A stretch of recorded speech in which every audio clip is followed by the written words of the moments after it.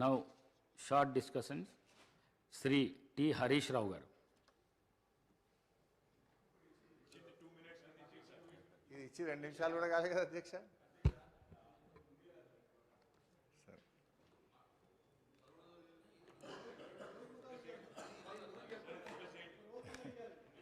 అధ్యక్ష, ఇప్పుడు గౌరవ ఉప ముఖ్యమంత్రి గారు బట్టి విక్రమార్క గారు 42 పేజీల బుక్ను మాకు ఇచ్చి 4 నిమిషాలు కాలేదు.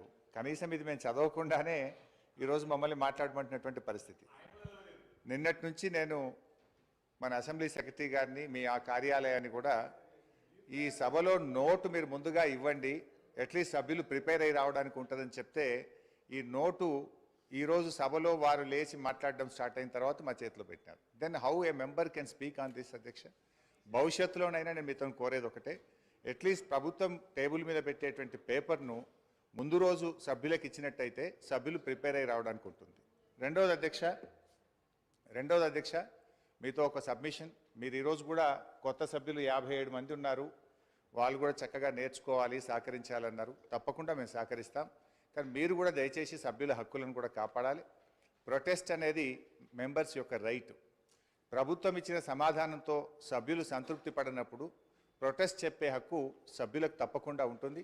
చాలా ఏళ్ళుగా మీరు సభలో ఉన్నారు, మేము ఉన్నాం. ఎప్పుడైనా సభ్యులకు ప్రొటెస్ట్ మీద తప్పకుండా అవకాశం ఇస్తారు అధ్యక్ష. కానీ మొన్న మీరు దురదృష్టవశాత్తు ఇవ్వలేకపోయినారు. భవిష్యత్తులోనైనా సభ్యుల హక్కులు కాపాడాలని, సభను మరింత హుందాగా నడపాలని, దానికి మా పూర్తి సహకారం అందిస్తామని కూడా మీ ద్వారా తెలియజేస్తున్నాం అధ్యక్ష. ఇకపోతే సబ్జెక్టులోకి పోతే ఈరోజు మాట్లాడతారా? నాకు అధ్యక్ష, గౌరవ సీనియర్ శాసనసభ్యులు